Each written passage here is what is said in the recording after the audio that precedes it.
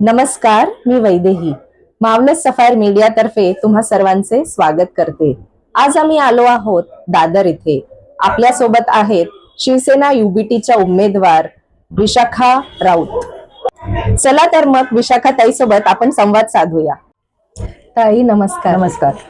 तुमचा राजनैतिक पार्श्वभूमी ही फारच रचलेली आहे, तर त्या संदर्भात तुमचे अनुभव आणि येणाऱ्या निवडणुकीत त्याचा कसा फायदा होईल या संदर्भात तुम्ही काही सांगाल?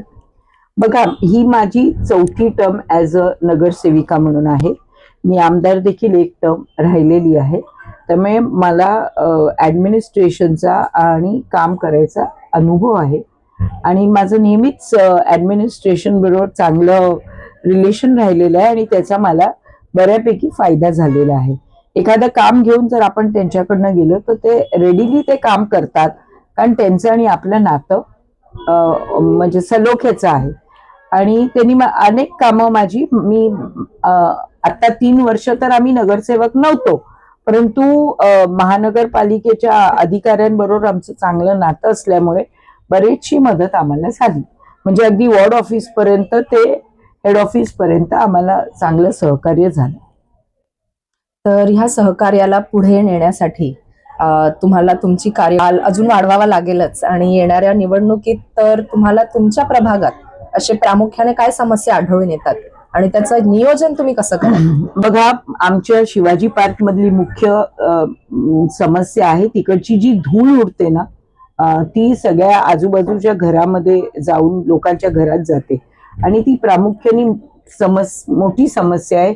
शिवाजी पार्क मध्ये सगळ्या उत्तुंग बिल्डिंग आहेत, फायनान्शियली सगळे वेल ऑफ आहेत, सगळे गोष्टी आहेत त्यांच्याकडे, परंतु ही एक धूळ आहे त्यांच्या घरामध्ये उडते आणि सगळ्या फर्निचरवर पडते आणि त्यामुळे त्यांना बरेच काळ त्यांना दारं खिडक्या बंद ठेवायला लागतात। आता धूळ उडते ही एक नॅचरल प्रोसेस आहे, म्हणजे माती आहे, वारा येतो आणि ती धूळ उडते। आता ह्याच्यावर अनेक वेळा मागच्या 5 वर्षात सुद्धा आम्ही अनेक उपाय योजना करायचा प्रयत्न केला। आता धूळ उडणं हे थांबवू आपण कसं शकतो, तर ही धूळ उडते तर तिला जर म्हणजे ओलं केली तर ती भिजणार नाही आणि ती उडणार नाही, भिजल्यामुळे ती उडणार नाही आणि दिवसातनं 2दा जेव्हा वारा असतो त्यावेळेला 2दा ती ओली करायला लागेल।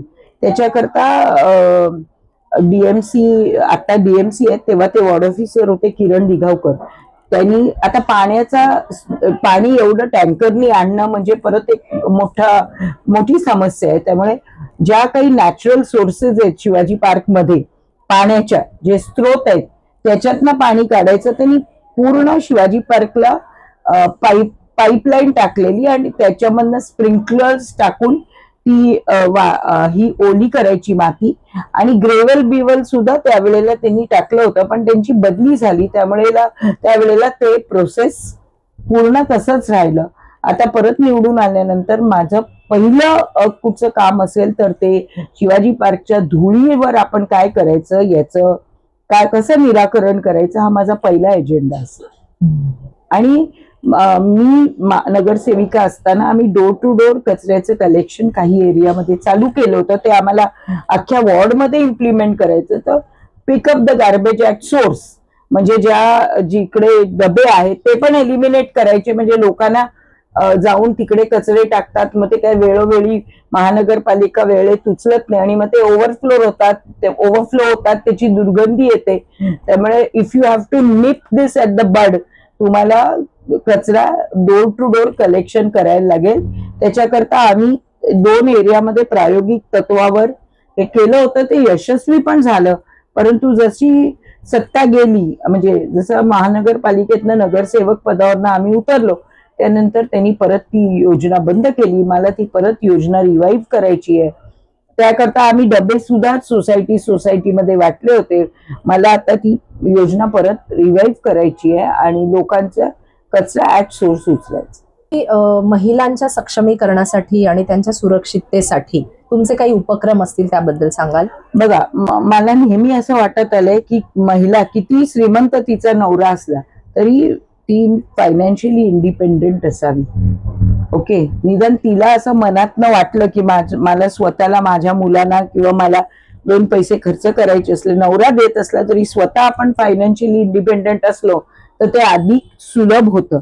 आणि याच्याकरता आम्ही महिला बचत गट स्थापन केले आणि महिला बाल उद्योग, बाल कल्याण जो आमचा एक बीएमसी मध्ये एक जी डिपार्टमेंट आहे त्याच्याकडनं मी मागच्या टर्मला बरेच महिलांना स्टँडअप मशीन दिलं, सुईंग मशीन दिलं, मग त्यांच्या मुलांना आम्ही लॅपटॉप दिले.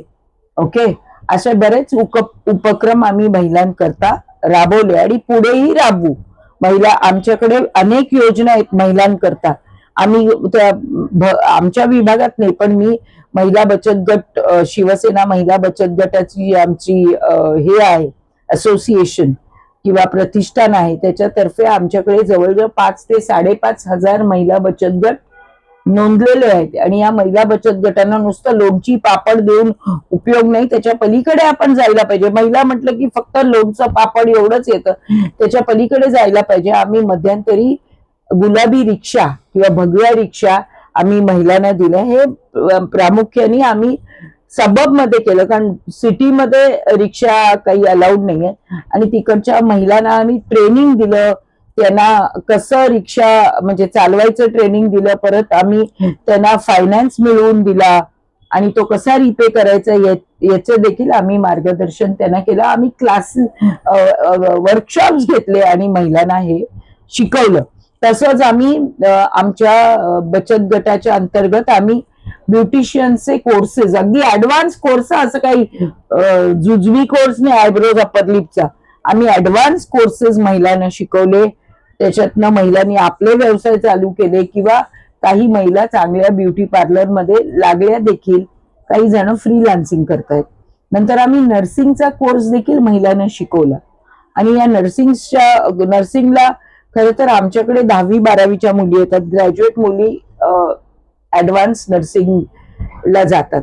पण आमच्याकडे ज्या मुली येतात त्या मुली आणि मुलं ते बॉय आणि सिस्टरचं काम करू शकतात एवढी आम्ही त्यांना ट्रेनिंग दिली. म्हणजे इंजेक्शन, सलाईन आणि इतर आम्ही त्यांना ट्रेनिंग दिली. आणि बऱ्यापैकी आता महिला त्या जॉब करतात. महिलांच्या सक्षमीकरणासोबतच एक प्रभागही सक्षम व्हायला हवा ही सदिच्छा तुम्हाला देते. आणि शेवटचा प्रश्न विचारते असा की तुमचं आव्हान काय असेल जनतेला या उमेदवारीसाठी?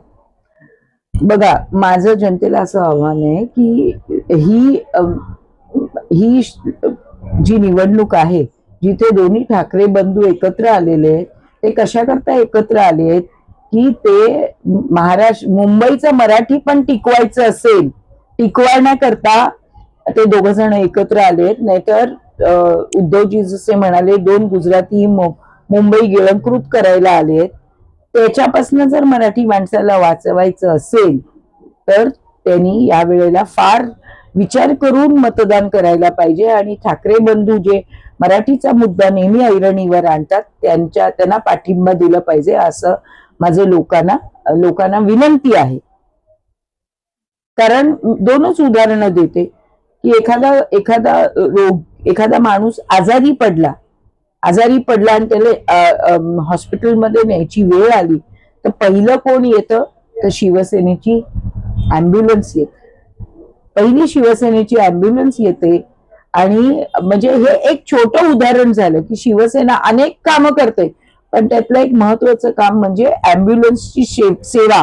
मग त्या व्यक्तीला परवडत असेल तर किंवा परवडत नसेल तरी आम्ही बघत नाही की त्याला परवडतं की नाही, आम्ही त्याला पहिल्यांदी सेवा देतो.